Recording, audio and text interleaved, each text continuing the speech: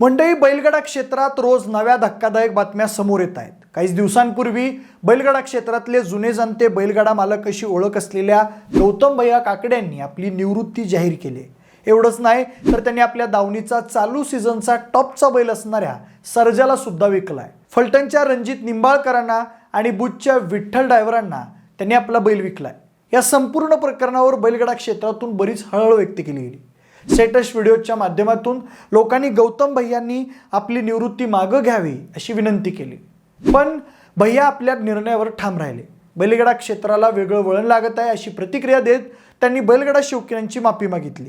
त्यानंतर लगेचच तरडोली सरदार भापकर केसरी मैदान पार पडलं आणि मोहिल शेठ धुमाळ यांच्यावरच्या बंदीची बातमी समोर आली। आमच्या व्हिडिओच्या कमेंट सेक्शनमध्ये सुद्धा अनेक बैलगाडा शौकीनांनी आम्हाला या संपूर्ण प्रकरणावर व्हिडिओ बनवायला सांगितली।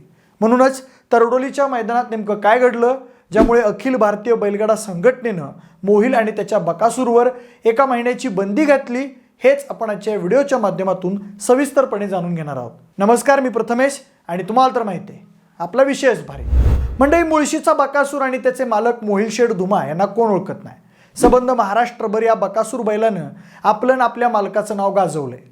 पुणे जिल्ह्यातल्या मुळशी तालुक्यातल्या गोठावडे गावचा मोहिल आज त्याच्या बैलामुळे सगळ्या तरुणांच्या गळ्यातला ताईत बनलाय।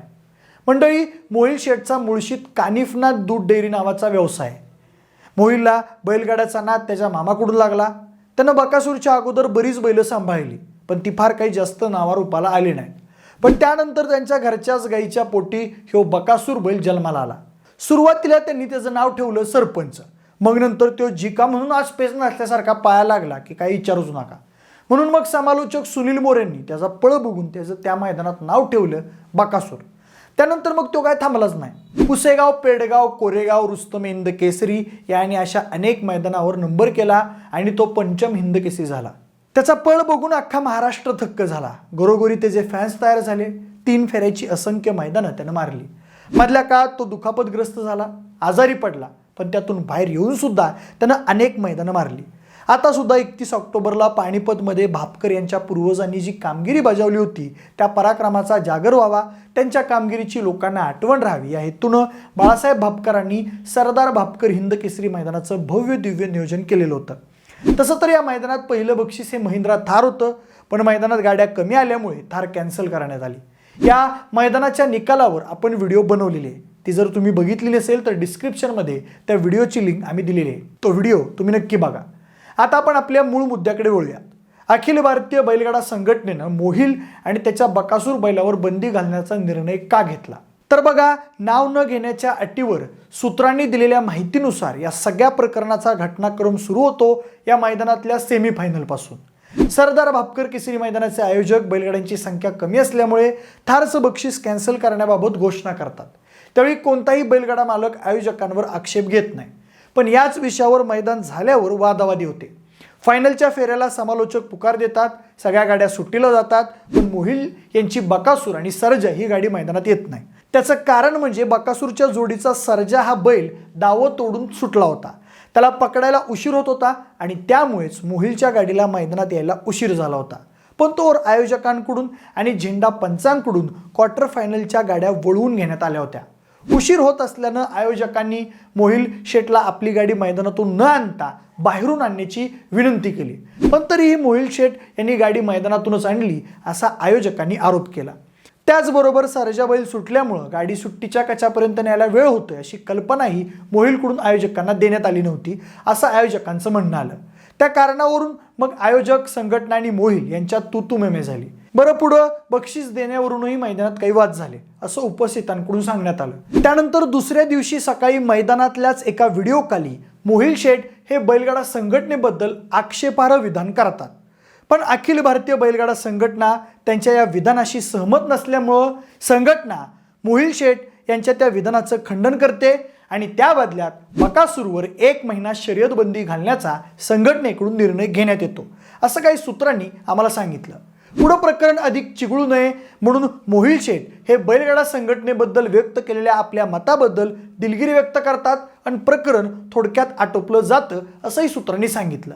या संपूर्ण प्रकरणाबद्दल आम्ही जेव्हा संघटनेच्या काही सदस्यांशी बोललो तेव्हा त्यांनी आम्हाला असं सांगितलं की झालेला प्रकार हा बैलगाडा क्षेत्राला न शोभणारा असा होता, पण संघटनेनं बनवलेली नियमावली सर्वांसाठी सारखी आहे. सामान्य माणसाच्या बैलगाडा मालकांना न्याय मिळावा यासाठी ही नियमावली बनवण्यात आली आहे. त्यातही वेळेचं बंधन सर्वांना आहे, तेही पाळायलाच हवं. कुणावरही अन्याय होऊ नये असं आम्हाला वाटतं. त्यामुळे पुढं या अशा घटनांना चाप बसावा म्हणून आम्ही ही कारवाई केली आहे. पण मंडळी, घडलेला प्रकार कळल्यापासून बकासूरच्या चाहत्यांनी मात्र त्या मुक्या जनावराची काय चूक होती असा सोशल मीडियावर आवाज उठवलाय. म्हणूनच फक्त बकासूरबाबत काही फेरविचार करता येऊ शकतो का या बाबतीत संघटनेचा विचार सुरू आहे. त्या बाबतीत नक्कीच काहीतरी अपडेट मिळू शकेल. दुसऱ्या बाजूला रणजित निंबाळकर यांनी जोपर्यंत बकासूर पळणार नाही तोपर्यंत त्यांचा सर्जा सुद्धा पळणार नाही असा निर्णय घेतलाय. पण एकूणच या घटनेमुळे बैलगाडा क्षेत्रात सध्या दोन मतप्रवाह पाहायला मिळत आहेत. पण या सगळ्यात बैलगाडा शर्यतीचं नुकसान व्हायला नको असंच आता सगळ्या बैलगाडा शौकीनांना वाटतंय. पण मंडळी, तसं बघायला गेलं तर अखिल भारतीय बैलगाडा संघटनेनं बैलगाडा शर्यत सुरू व्हावी म्हणून अथक प्रयत्न केलेत आणि त्यावर पुन्हा बंदी होऊ नये म्हणून सुद्धा नियमावली बनवली आहे. पण तरीही आता बैलगाडा क्षेत्राला चुकीचं वळण लागले असंच अनेकांचं म्हणणं आहे. पूर्वीच्या काळी तर कॅमेरे नसून सुद्धा पंच देतील तो निकाल अखेरचा असायचा. कोणत्याही वादाविरहित मैदानं पार पाडायची. बक्षिसं सुद्धा जेवढी ठरलीत तेवढीच दिली जायची. पण आता मात्र चुकीच्या घटनांचं प्रमाण वाढायला लागले. त्यासाठी बैलगाडा संघटना सुद्धा प्रयत्न करते. पण या सगळ्यामुळे गौतम भैया काकडे यांच्यासारख्या सुप्रसिद्ध बैलगाडा मालकांनी सुद्धा निवृत्ती घेतली आहे.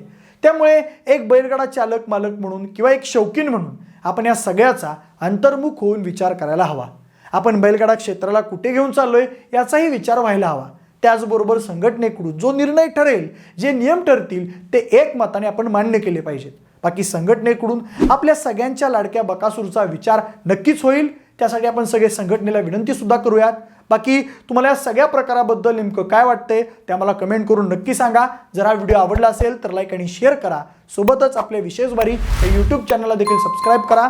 आणि जर हा व्हिडिओ तुम्ही फेसबुकवर पाहत असाल तर तिथेही आम्हाला फॉलो करायला अजिबात विसरू नका. धन्यवाद.